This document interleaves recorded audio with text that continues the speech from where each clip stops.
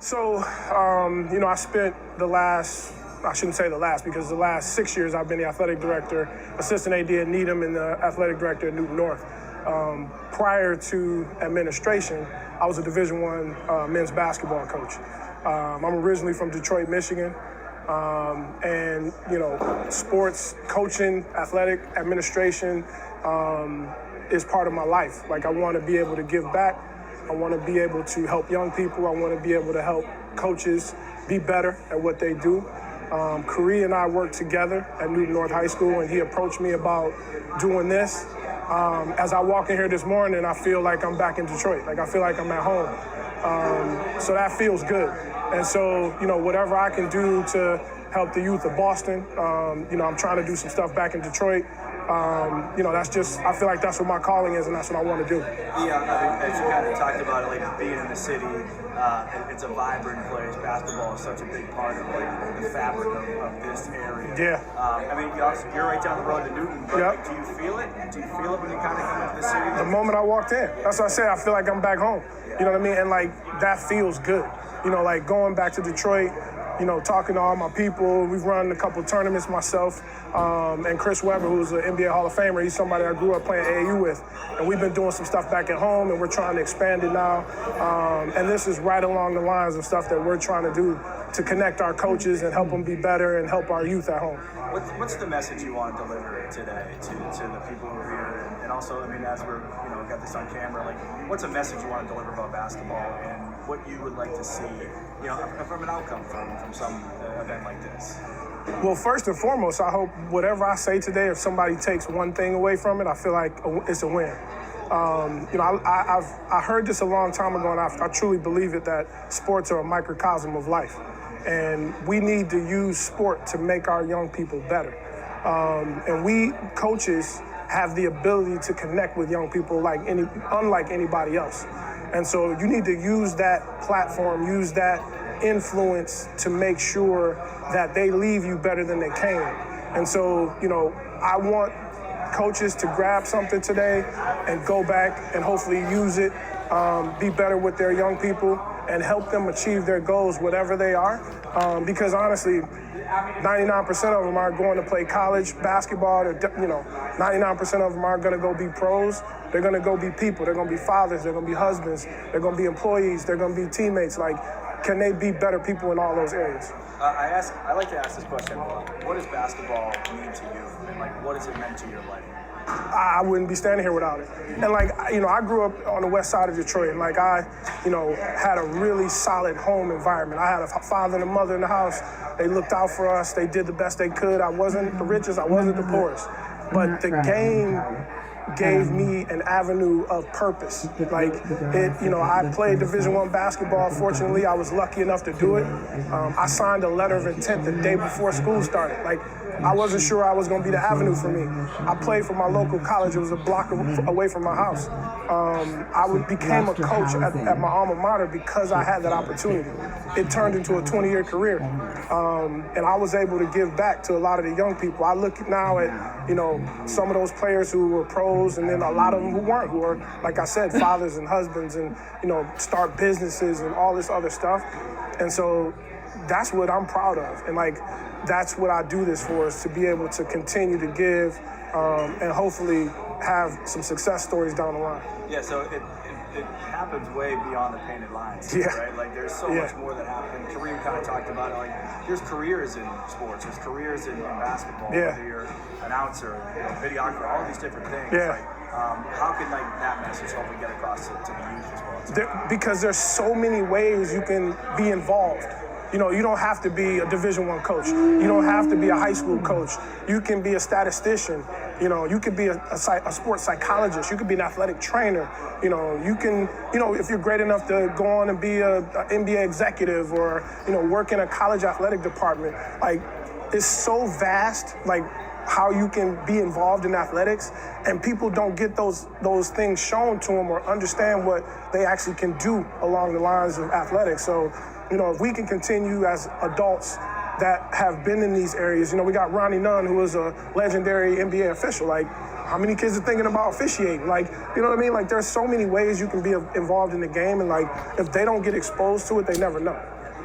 Like, I'm originally from Detroit, Michigan, and the minute I walked in here today, I was kind of like, this feels like home to me. You know, I'm in Newton right now, Newton North High School. I enjoy being at Newton North, but there's just a difference when you are in the city with faces that look like this. So I'm 100% excited and happy with the fact that I'm here today.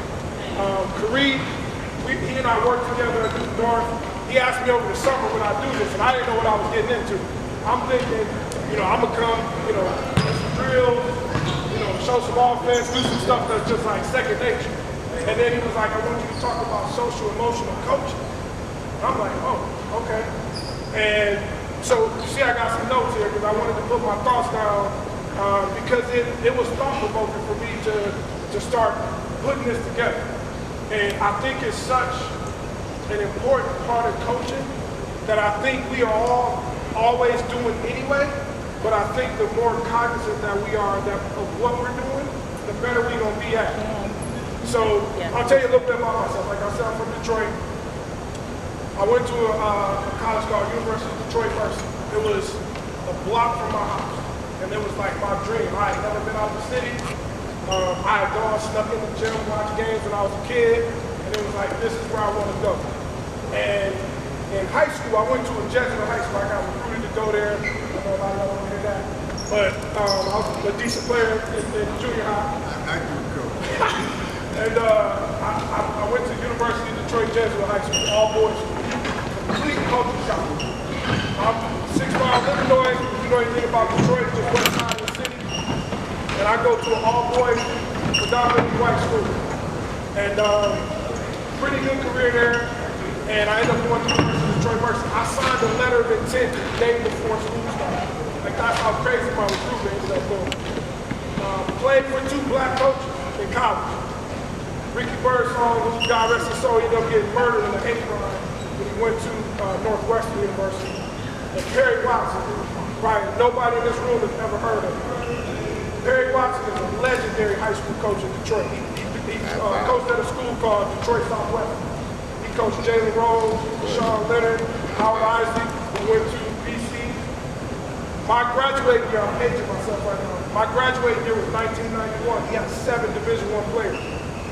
And, I mean, so anyway, he went to Michigan, coached the Fab Five as assistant, came back and got the job at the University of Detroit. He gave me my starting coaching. Graduated from UND, a year later he hired me. So I'm coaching guys that I actually played with, which was crazy. I'm 22, I'm coaching dudes 21, we were just hanging out last year. So that was a big transition. Went to University of Toledo in Ohio, in the Midwest back. I know there's an East Coast back. Coached to the Midwest back. University of Dayton, let me back up. University of Toledo, I coached for a black coach, Stan Joplin. So that's 2 black coaches in my first 2 places that I coached. He was a Michigan State assistant, did a great job in Toledo. Went to University of Dayton to coach for Brian Gregory, who was a Michigan State guy as well.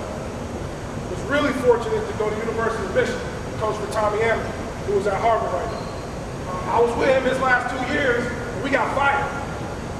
That's a crazy experience in itself to go through getting fired and learning the business side of Division I basketball. It's a whole, you don't realize it until it happens to you. Saturday morning, I get a wake-up call from TA, says we got fired.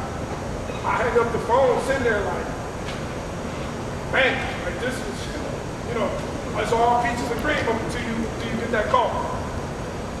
Was lucky enough, because I recruited two pretty good players, to stay on with John Beelan. Great coach, Hall of Fame coach. And then I was with him for 3 years. Had a great run, NCAA tournaments. I'll tell you a couple stories about that later. Left there and went to Purdue University to work with Matt Payne. Was there for a year, and Ed Cooley got the job at Providence. And one of his assistants I used to work with at University of Toledo went there to work for him, spent 4 years, and then eventually got out in 2015. 19 years of coaching, 8 moves. Eventually I kind of got like, I got a family, 2 children. That's hard on a family. So I decided I wanted to get into administration. So here I am, I'm back out my master's. Went to Needham as assistant AD. Now at, how you doing? Now I'm at Duke North. So I wrote some thoughts down just so I don't forget stuff, but yes. I don't know. Where'd you sit? She needs her iPad.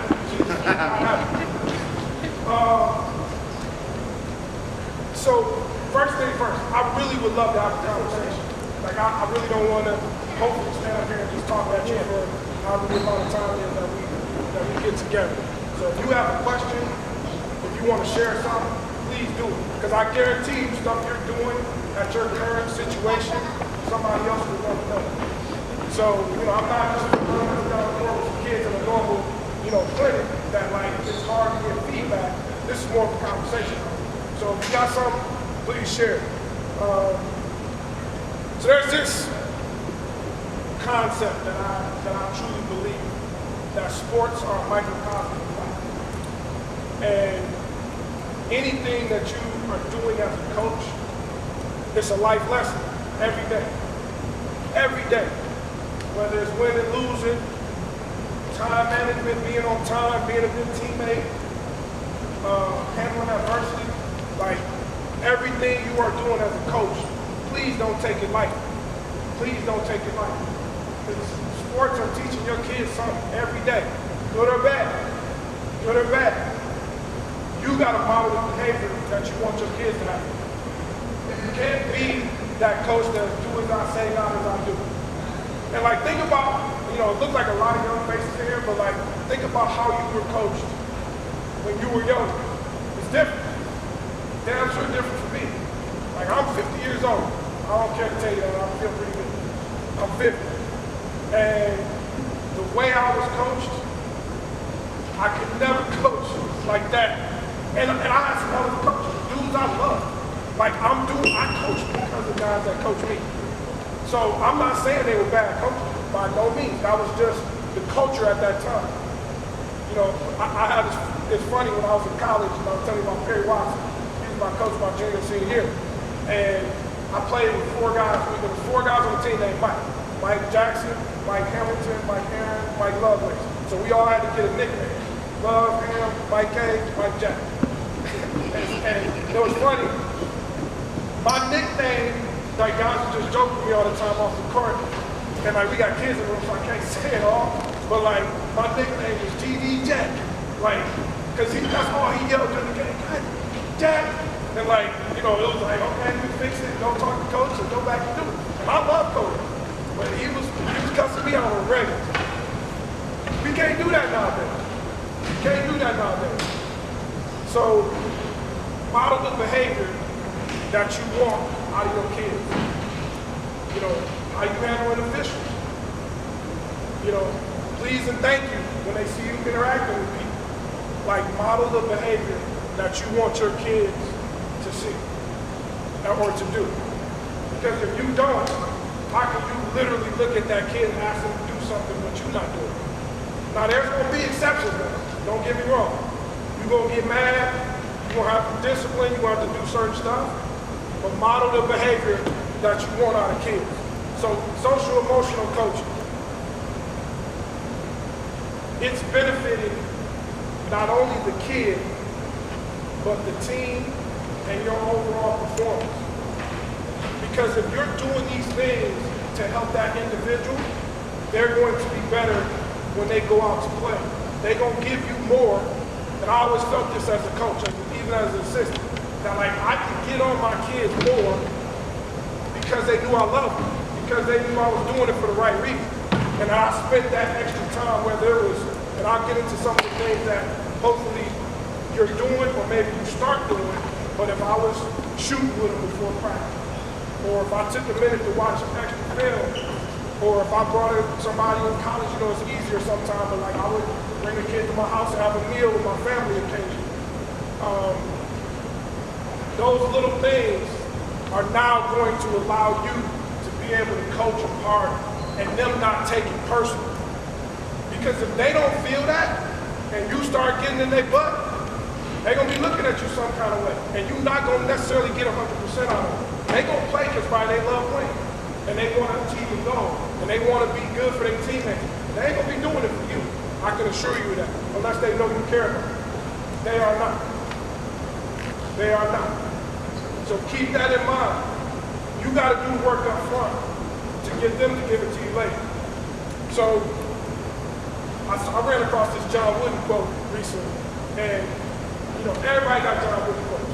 And John Wooden, Coach Kareem Abdul-Jabbar, he had all the best players and he won all his championships. The one thing that always sticks out to me about John Wooden, and so I'll read you the quote first. It says, a coach's primary responsibility is not only to make better players, but to make better people. That's right. And when I hear that, John Wooden, from everything I gathered, was winning games because he probably had a lot of best time, and he was really good coach. But I sometimes get this vibe that like he did care about his players. Like I read a lot of stuff that says it was beyond basketball. I could be wrong about this. That's just the vibe I get from the stuff I read. So I just thought it was telling that me coming to have this talk with you today, that I run across that quote. You know how phones I was listening to us anyway. I ran into it across Facebook. I'm like, I done had really different conversations about this. All of a sudden, John Wooden quote pop up on my phone. So it's just interesting that happened. The relationship building. So that's really the biggest thing I want to talk about in terms of social, emotional coaching. I've already started touching on that a little bit. What are ways we can do that? Humanize yourself. Humanize yourself. Don't just be coach, although you are coach. Be a person to your kid.